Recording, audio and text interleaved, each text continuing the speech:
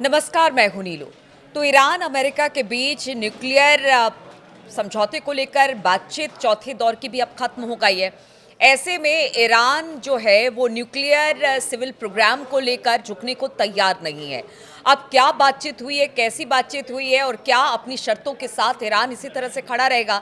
बातचीत करने के लिए मयंक मेरे साथ है। मयंक, सिविल न्यूक्लियर प्रोग्राम उसको लेकर लगातार ईरान कहता रहा है कि देखिए हमने जो कह दिया है उससे हम पीछे हटने को तैयार नहीं है। अब जब चौथे दौर की बातचीत हो गई है तो क्या लगता है, क्या अब भी यहाँ से भी कोई रास्ता आगे दिखाई दे रहा है इस पूरे मामले को लेकर? देखिए, चौथी दौर की बातचीत जो ओमान में हुई है, मस्कट में हुई है, इसमें ईरान ने अपनी बात एकदम साफ साफ अमेरिका के सामने रख दी है कि ईरान किसी भी सूरत में अमेरिका की शर्तों के आगे सरेंडर नहीं करेगा। बात नंबर एक, अमेरिका की तरफ से बार बार दबाव बनाया जा रहा है कि ईरान को अपना यूरेनियम एनरिचमेंट प्रोग्राम रोकना पड़ेगा।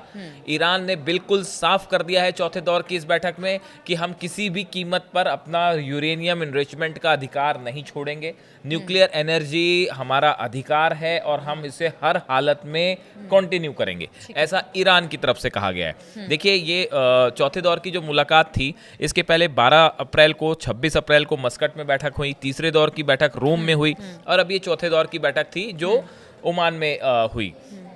इस बैठक के ठीक पहले स्टीव विटकॉफ, जो कि अमेरिका के एनवॉय हैं, इनकी तरफ से बयान आया कि ईरान को अपना परमाणु कार्यक्रम पूरी तरह खत्म करना चाहिए, जिसमें वो नतांज और फोर्डो और इस्फहान की जो फैसिलिटीज़ हैं इसकी भी बात कर रहे हैं कि इसको ईरान को पूरी तरह से बंद कर देना चाहिए।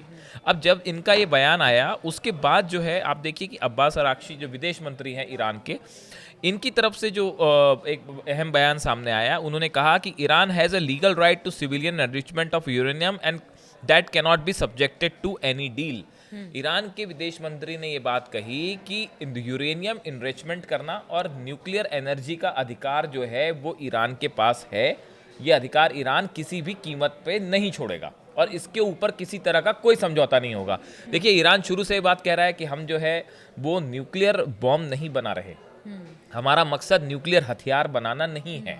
हमारा मकसद है, हमारे जो अंदर प्रोग्राम्स चल रहे हैं इसके लिए हमको रेडियो फार्मास्यूटिकल्स के लिए, हेल्थ के लिए, कृषि के लिए, उद्योग के लिए, इंडस्ट्रीज के लिए हमको न्यूक्लियर एनर्जी चाहिए और इसके लिए हमें यूरेनियम एनरिचमेंट करना ज़रूरी है। ऐसा जो है वो बार बार ईरान की तरफ से कहा जा रहा है। लेकिन अमेरिका इस बात पर अड़ा हुआ है कि किसी तरह से ईरान का यूरेनियम एनरिचमेंट प्रोग्राम पूरी तरह रुक जाए। नहीं, ठीक है, रोकने की बात हो रही है, चौथे दौर तक बातचीत पहुंच गई है, लेकिन अब भी बात वहीं की वहीं है, आगे बढ़ ही नहीं रही है। तो इस बातचीत के क्या मतलब, क्या मायने निकलते हैं? देखिए, अब ये जहाँ तक ये सवाल है, पहले, दूसरे और तीसरे दौर की बातचीत के बाद ये इन तीनों दौर की बातचीत में सिर्फ ये तय हुआ था कुल मिला के कि इस बातचीत को कंटिन्यू करना है। जो कोर मुद्दा है उस कोर मुद्दे पर अब चर्चा शुरू हुई है। जैसा कि देखिए, इस्माइल बघाई जो ईरान के प्रवक्ता हैं, इनकी तरफ से कहा गया है, उन्होंने इस टॉक्स को लेकर कहा है कि difficult but useful talks to better understand each others position and to find reasonable and realistic ways to address the differences. इनकी तरफ से ये कहा गया है कि जो चौथे दौर की बातचीत हुई इसमें जो कोर मुद्दे हैं अब उस पर चर्चा शुरू हो गई है।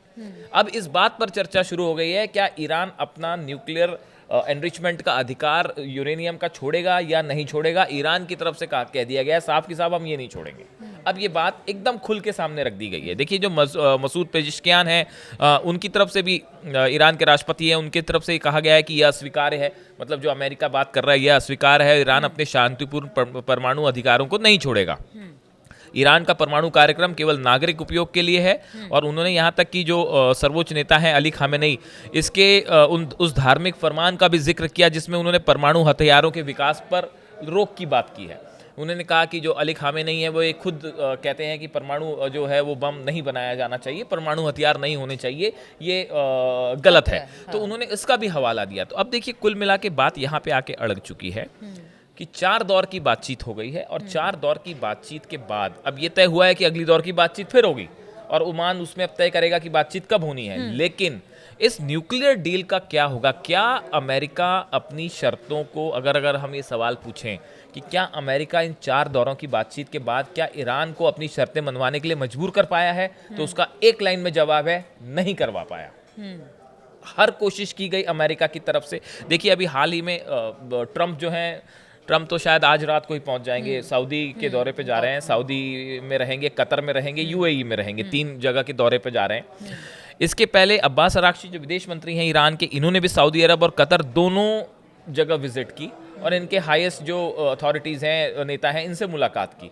तो अब ट्रंप का ये जो सऊदी दौरा है, इसमें जो सबसे बड़ा मुद्दा होगा वो होगा ईरान के साथ न्यूक्लियर डील कैसे करवाई जाए। और हो सकता है इसके लिए सऊदी को जो है वो प्रेशर बनाया जाए कि भाई आप ईरान को कन्विंस करवाइए कि अपना न्यूक्लियर आप प्रोग्राम रोक दीजिए। हो सकता है यूएई और कतर के जरिए भी जो है वो प्रेशर डालने की कोशिश की जाए। लेकिन एक बात है मयंक, देखिए अमेरिका पर विश्वास तो कभी से ईरान ने नहीं किया है। अगर वो एक बार को कहता भी है कि जो भी प्रोग्राम है उसे मतलब कुछ शर्तों के साथ किसी तरह से मान भी जाता है, तो भी वो विश्वास कहाँ से अमेरिका को लेकर आएगा? क्योंकि अमेरिका गाहे बगाहे ईरान को भी लेकर बातचीत करता रहता है, उनके प्रॉक्सीज को भी लेकर बात करता देखिए, है। जो ईरान के डिप्लोमेट्स हैं, जो सोर्सेज से खबर है, ईरान के जो टॉप डिप्लोमेट्स हैं, टॉप लीडर्स हैं, टॉप एक्सपर्ट्स हैं, इनका कहना है कि भाई इस डील से किसी तरह का कोई हल नहीं निकल आएगा। ये इस तरह की टॉक सोशल मीडिया में है कि ईरान के जो एक्सपर्ट्स हैं वो इस बात को मान के चल रहे हैं शुरू से। यहाँ तक कि अगर हम सुप्रीम लीडर जो हैं अली खामेनी, इनकी अगर जिक्र करें तो इन्होंने भी ये बात पहले ही कही थी कि भाई अमेरिका के साथ टॉक्स का कोई खास नतीजा निकल के नहीं आएगा। उसकी वजह ही यही है, ईरान इस बात पे है, ईरान का कहना ये है कि भाई न्यूक्लियर एनर्जी हर कंट्री का एक अधिकार है, हर मुल्क का एक अधिकार है और उसे कंटिन्यू करना, और हम इसे कंटिन्यू करेंगे, हम किसी भी सूरत में इसे नहीं रोकेंगे। एक बात इसमें और जोड़ दीजिए, चूंकि अगर पूरे दक्षिण पूर्व एशिया की बात की जाए, मिडिल ईस्ट की बात की जाए, सबसे ताकतवर ईरान है, इसे कोई नकार नहीं सकता है। तो क्या उन्हें लगता है कि इस तरह से ईरान पर दबाव और अंकुश बनाकर पूरे एक तरह से जो ट्रम्प की नीति है कि वहां पर एक तरह से दबाव बनाया जाए? ये सवाल आपका ठीक है। ये एक सवाल जो है वो सोशल मीडिया में और एक्सपर्ट्स के बीच में चर्चा का मुद्दा है कि अब अमेरिका क्या करेगा। आपका अगर दूसरे शब्दों में अब अमेरिका क्या करेगा, तो देखिए, जो नेतन्याहू चाह रहे थे कि इनकी जो ये तीनों फैसिलिटीज़ हैं, इस्फहान है, नतांज है और फोर्डो है, इसको डिसमेंटल कर दें और इसको उठा के जो है सीधा किसी दूसरी कंट्री में यूरेनियम भेज दें, तो ऐसा इस दिशा में तो बात अब आगे नहीं बढ़ रही। ट्रंप इस बात से सहमत नहीं है और ईरान के सामने तो वो ईरान फिलहाल झुकने के लिए अमेरिका के साथ तैयार नहीं है। अब जहाँ तक सवाल है कि अब आगे क्या, तो इस समय इसका एक बड़ा जवाब तब मिल सकता है जब ये ट्रंप का सऊदी जो विजिट है इसमें क्या निकल के आता है। इसके बाद सऊदी की ईरान से क्या बात होती है।